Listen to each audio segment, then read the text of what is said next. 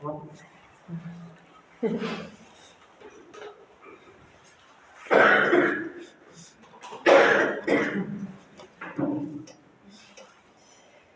noite a todos. E como sempre é uma alegria estar aqui nessa casa que me acolhe com muito amor, que nos acolhe, nos recebe com muito amor. Então é sempre uma alegria estar com todos, compartilhando e refletindo sobre o Evangelho de Jesus. O tema do Evangelho de hoje, ele está no capítulo 5 de O Evangelho segundo o Espiritismo, que fala Bem-aventurados os aflitos. E o título do Evangelho de hoje está no item 18, que é Início das Instruções dos Espíritos, que é Bem Sofrer e Mal Sofrer. E quando a gente olha para esse título do Evangelho, né, para quem não conhece, dentro do Evangelho segundo o Espiritismo, ele foi organizado por Kardec, instruído pelos Espíritos, de forma pedagógica e não na forma cronológica como está nos Evangelhos na Bíblia. E o capítulo Bem-aventurados os aflitos é o 5º capítulo do Evangelho, né? E ele vem ali, tem uma ordem cronológica de aprendizado para nós, para o nosso espírito, para a nossa alma, né? Então, de apreensão e compreensão dos ensinos de Jesus de forma bem pedagógica para que a gente vá aprendendo. E a doutrina espírita, os espíritas, nós sempre lembramos na casa espírita da importância do estudo do Evangelho, do estudo da codificação. Mais do que nós virmos aqui, nos sentirmos acolhidos e ter essa troca, receber o fluidoterapia, que é incrível, que é maravilhoso, o maior consolo, o maior presente que a doutrina espírita pode nos dar é a codificação. Estudando a codificação, o Evangelho segundo o Espírito, a prática do Evangelho no lar, nos abre a nossa mente, nos inspira, nos dá suporte e se torna uma ferramenta incrivelmente útil para o nosso dia a dia, especialmente para o tema que nós vamos falar hoje, que é bem sofrer e mal sofrer. E será possível bem sofrer? Então, quando Jesus esteve entre nós há mais de 2000 anos, esse trecho Bem-aventurados os aflitos, ele está na Bíblia, no Sermão do Monte. E quando Jesus falou isso para as pessoas naquele momento, certamente eles tiveram muito mais dificuldade de compreensão do que nós, porque bem-aventurados os aflitos significa abençoados são os aflitos. E se para nós ouvir isso hoje, estou aflito, isso é uma bênção, imagina para eles que tinham muito menos informações. Porque para nós hoje, nós temos informações, muitas informações. E informação para a gente, nós sabemos, informação é luz, informação é caminho, informação nos dá destino. E hoje nós temos informações importantes. A doutrina espírita nos ensina que nós temos reencarnação. Aquelas pessoas que ouviram isso na época de Jesus não sabiam disso. Nós temos a reencarnação, sabemos da reencarnação como um fato. Nós sabemos da imortalidade da alma. Nós sabemos que existe a pluralidade de mundos, ou seja, existem diversos mundos em que o espírito pode habitar. Nós sabemos da comunicação entre nós, os espíritos, que é a prática mediúnica, e que foi através disso que chegou a codificação até nós, não é? Nós sabemos que existe um Deus que é nosso Pai. Então nós temos todas as informações. E Jesus estava ali conversando com aquele povo, e até então eles nem tinham esse conhecimento que Deus era Pai. Né? Deus era um Deus guerreiro, então Jesus trouxe para eles informações que existia um Deus, que era um Pai, que era amoroso, que era justo, não é? E eles não tinham informações importantes como nós temos hoje.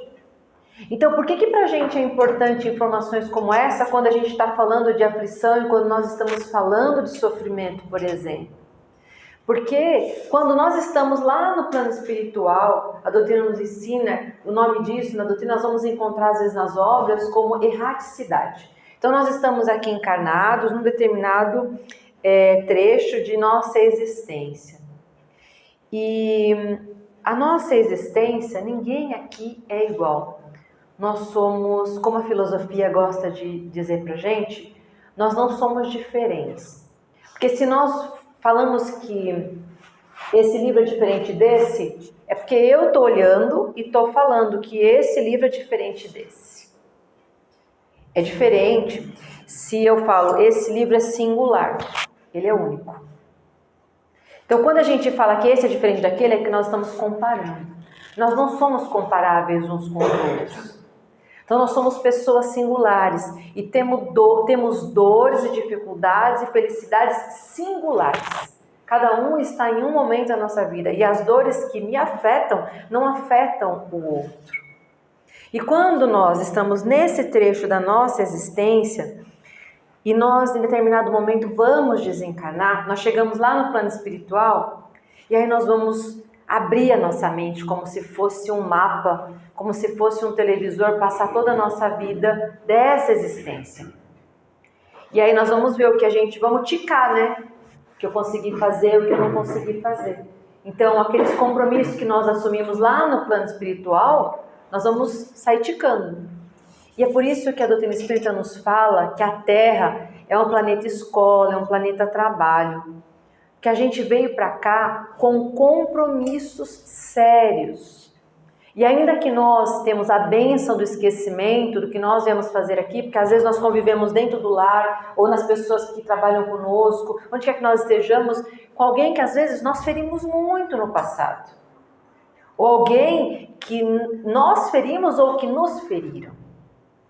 E o objetivo todo de nós estarmos aqui é nesse convívio, nessa troca, a gente conseguir amar a Deus sobre todas as coisas e ao próximo como a nós mesmos. Ou seja, aprender a perdoar, aprender a compreender e assim a gente evoluir.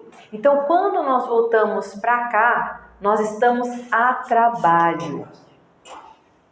Quando nós trabalhamos no mercado de trabalho, quando nós temos uma profissão, nós trabalhamos por um salário, por um recurso financeiro, um recurso monetário para a nossa sobrevivência.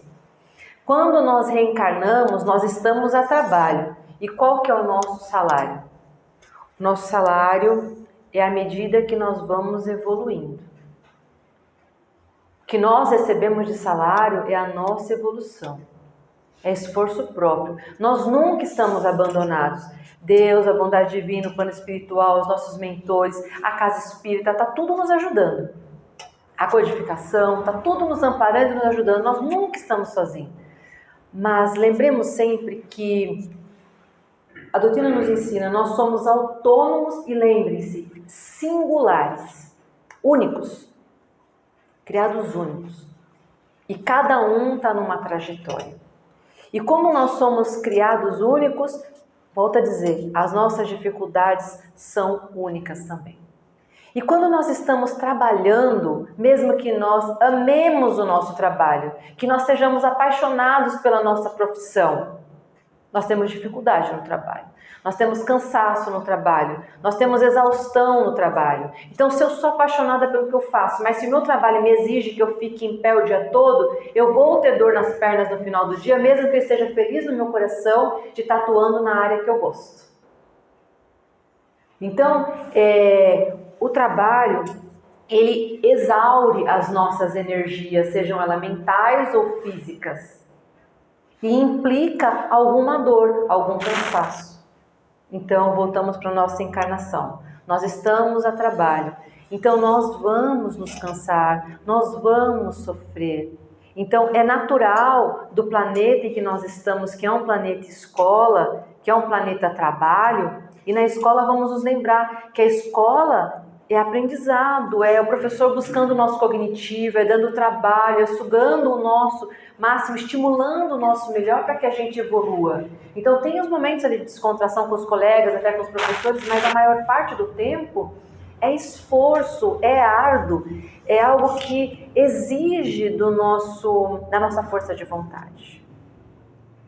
Então, quando nós pegamos o tema do Evangelho, bem sofrer e mal sofrer, é pertinente de quando nós estamos encarnados, nós sofrermos. A grande bênção é que não sofremos o tempo todo. Nós temos também momentos de alegria, a despeito de estarmos num planeta em regeneração, né? Então, e por que nós sofremos? O que é dor para nós? O que nos causa sofrimento? Nós temos os sofrimentos, que são as dores morais, e temos as dores físicas. As dores morais emocionais, com alguma dificuldade, de forma emocional, quando nos irritamos, quando nos sofremos, ficamos tristes. Então, são as dores morais. E aí temos ali as dores físicas, as enfermidades.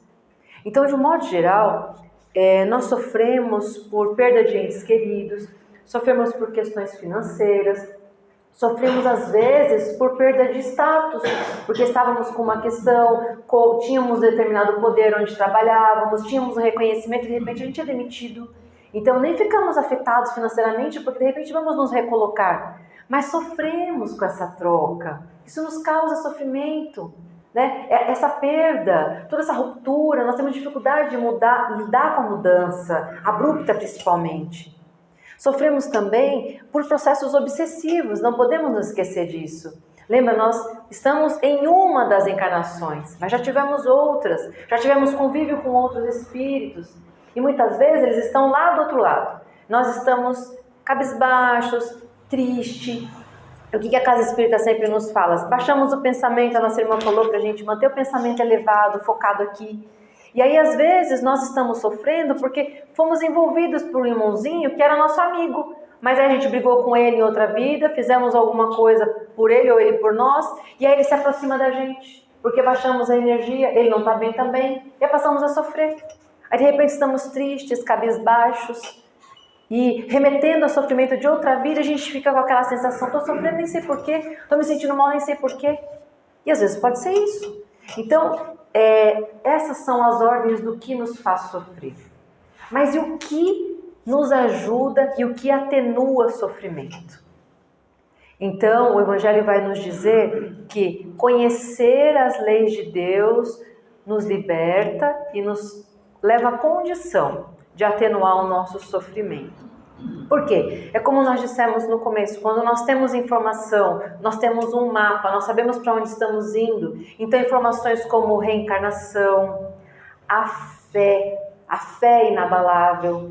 A fé é uma coisa que eu não posso doar a minha fé para a Van e nem a Van para mim. Fé é construção. E fé é algo seu, que você constrói. Mas a doutrina espírita nos convida à fé raciocinada, a acreditar em Deus, mas saber por que acredita. Conhecer esse Deus, criar relacionamento com Jesus. Como que a gente cria relacionamento com Jesus? Conversando com Jesus do nosso jeito. Prece com Jesus é conversar como eu estou fazendo aqui, é conversar com Jesus. Olha, mestre, está difícil a situação, não consigo aceitar aquela pessoa, está difícil aquela pessoa no meu trabalho, olha aqui o meu esposo está difícil, eu não consigo entender ele não me entende, meu filho está muito difícil, como que eu faço? É conversar, é criar relacionamento com Jesus, isso é qualquer hora, não precisa nem falar, só em pensamento. E a gente recebe ajuda, a gente recebe amparo.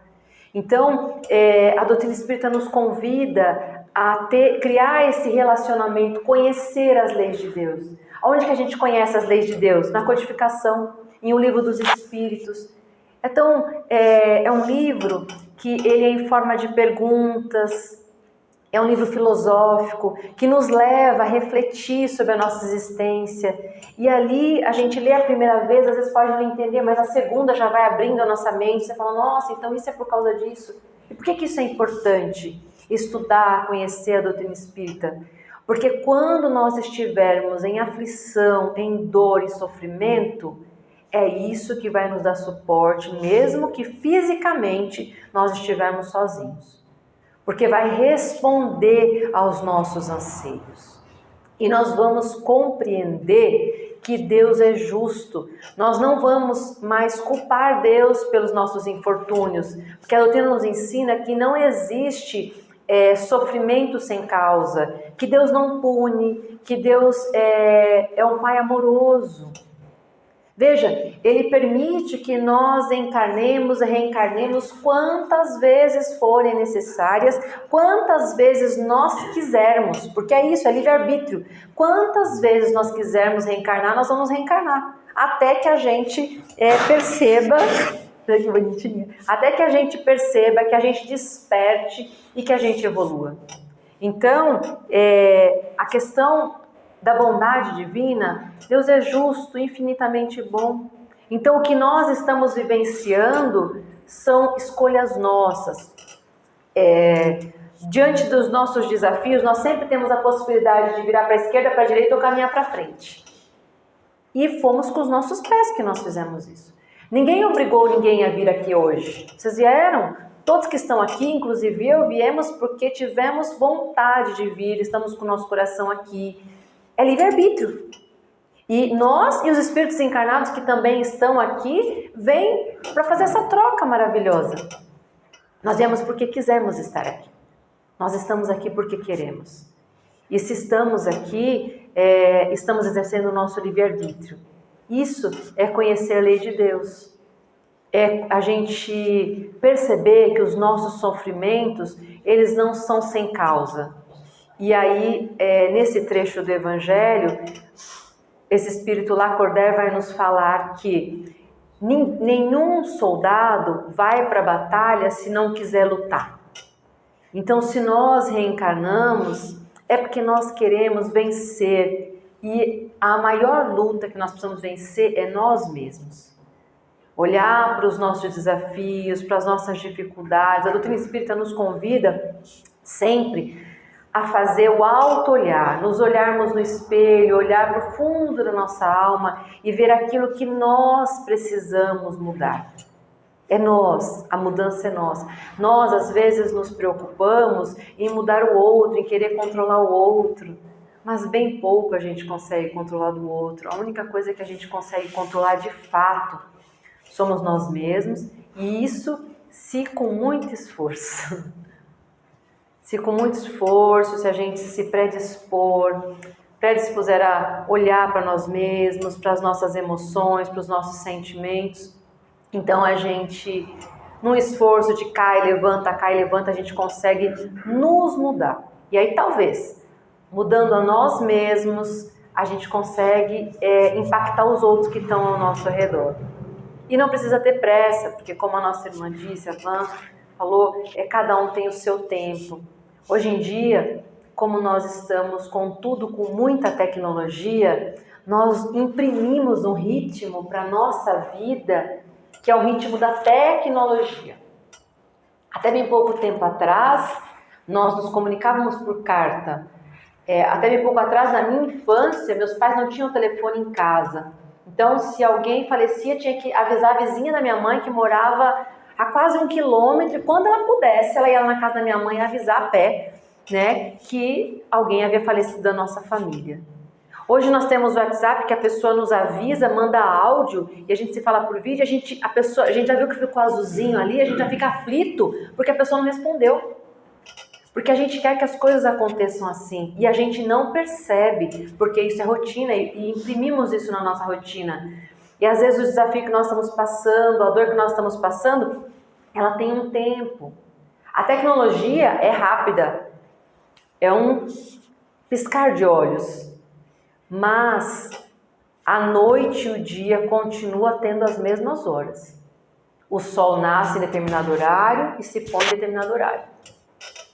Então, na dúvida, a gente olha para o que é criação de Deus, né?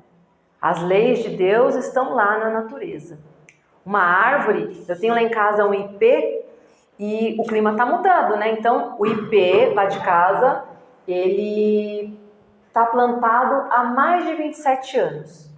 E por 24 anos esse ipê nunca deu flor. E eu questionava o meu esposo. Falava, você tem certeza que isso é ipê? Olha, a minha mãezinha viva, ganhou e mandou eu plantar e disse que era ipê roxo. Eu falei, isso não é ipê, porque eu nunca vi ipê que não dá flor. Isso já era 24 anos. Aí há 3 anos ele deu uma flor. É uma árvore gigante, ele é um ipê gigante. Ele deu uma flor roxa. Aí eu falei, olha, então agora não é que você tem razão, ele é ipê roxo. Mas também só deu uma. Quando foi o ano passado, ele já deu um pouquinho mais. Esse ano, eu falei, esse ipê não vai dar nada. Porque nem as folhas não tinham caído ainda até segunda-feira. Tava mais ou menos, sabe? Já era época de ter ficado peladinho, sem folha nenhuma. Aí segunda-feira caiu metade das folhas, metade. E amanheceu essa madrugada cheio de broto, como ele nunca deu flor. É a natureza. Tem o seu tempo. Tudo que é criado por Deus tem o seu tempo. Nós somos parte dessa natureza. Então, cada um tem o seu tempo. E os nossos desafios, as nossas dificuldades, as nossas dores, sejam elas de quais ordem forem, elas também têm o seu tempo. E a gente precisa fortalecer a nossa fé, exercer a prece, conversar com Jesus, fortalecer esse relacionamento, para a gente passar pelo desafio no tempo da natureza do processo que nós estamos vivenciando. Pedindo fé, força, esperança, confiança em Deus até que cheguem os dias melhores. E não podemos nos esquecer que Deus é infinitamente justo e bom e não existe efeito sem causa. O que quer que seja que nós estamos vivenciando, como fala o Evangelho mesmo, ou é causa de agora, ou é uma provação, ou é uma expiação, ou é causa anterior, não importa. Está no nosso colo, a gente vai resolver. Com calma, com serenidade, pedir força, recorrer à prece. Todos nós sofremos e cada um, de forma singular, encara o sofrimento de uma forma única e singular. E não existe receita de bolo e ninguém veio com bula igual a medicação. Então, cada um precisa encontrar o seu jeito de enfrentar os seus desafios e os seus problemas face a face. Nunca desamparado, nunca desamparado. E quando estiver doendo muito, a gente não pode nos esquecer que nós temos Jesus. Lá no Livro dos Espíritos, no Evangelho, os Espíritos falam qualquer dúvida para a gente. Ele é o nosso modelo e guia. Vede Jesus. E os desafios que ele passou e como que ele lidou com esses desafios. Jesus mesmo fala que ele é o caminho, a verdade e a vida. Os seus ensinos, os seus exemplos. Ele tentou dar exemplo de tudo que ele pôde. Então, ele deu exemplo de lutar contra o preconceito, acolhendo a mulher adúltera, acolhendo a prostituta. Ele lidou com aquele que era corrupto e acolheu o corrupto. Então, se a gente tem dúvida de qual caminho a gente deve seguir, a gente pensa sempre, o que Jesus faria no meu lugar? E certamente, os exemplos que ele deixou ali se encaixam em todos os desafios da nossa vida. Basta a gente olhar com atenção, com carinho, a gente vai encontrar um exemplo de Jesus para dentro do nosso desafio. Ele é nosso modelo e guia.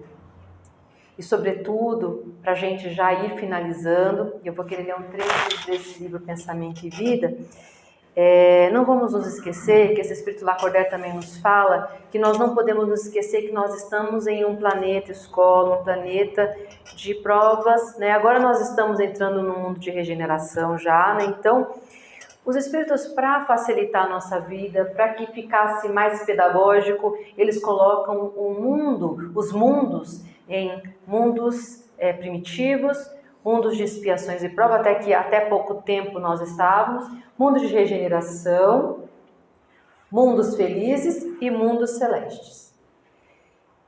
Expiações e provas, onde o mal sobrepõe ao bem. Regeneração, mal e bem estão equivalentes. Mundos felizes, detalhe nesse aqui, que é depois da gente, bem depois da gente. Olha o nome, mundo feliz. O bem sobrepõe ao mal. Vou falar de novo. Mundo feliz, O bem sobrepõe ao mal. Significa dizer que, quando a gente estiver muito evoluído nesse planeta, ele for um mundo feliz, ainda vai ter mal. Porque o bem sobrepõe ao mal. Tem mais bem do que mal naquele planeta. E só nos mundos celestes, onde só podem espíritos como Jesus habitar lá, é que o bem reina supremo. Olha a nossa jornada, como nós temos para caminhar ainda. Então nós somos os espíritos, os trabalhadores, que impregnamos com a nossa mente, com o nosso trabalho físico, com o nosso trabalho cognitivo, com o nosso trabalho mental, a criação dos mundos. Somos nós. Deus criou o mundo perfeito, a Terra é perfeita. Nós que habitamos nela é que temos as nossas dificuldades, as nossas dissensões. Então Deus nos coloca, Jesus nos acolheu nesse planeta maravilhoso. A questão do planeta ser em regeneração é porque a maioria dos espíritos que estão aqui estão nessa fase de regeneração, né? Então os mais evoluídos, outros menos, e a gente pode dizer que na média nós estamos ali em processo de regeneração.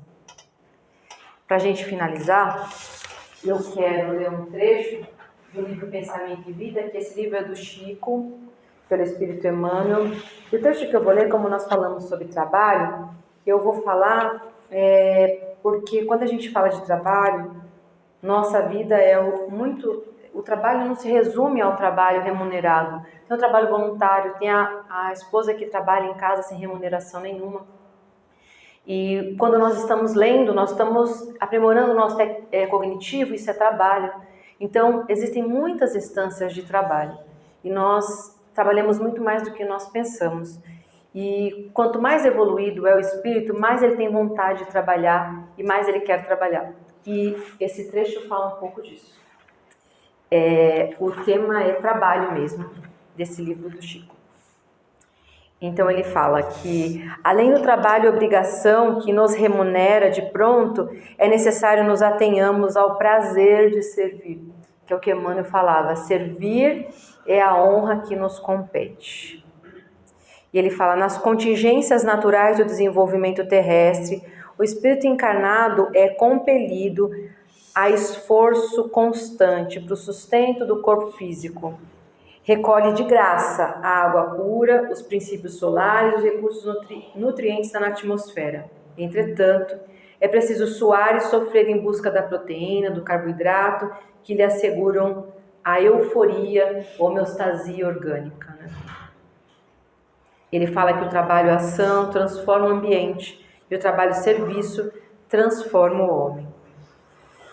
A maneira que nos alongamos na ascensão, ou seja, que evoluímos, entendemos com mais clareza a necessidade de trabalhar por amor de servir. E é por isso que nos domínios superiores quem serve avança para os cumes da imortalidade radiosa, reproduzindo dentro de si mesmo as maravilhas do céu, que nos rodeia a nos espelhar por toda a parte. Que Jesus nos abençoe, tenhamos um resto de semana ainda repleta de muita luz e de muita paz a todos.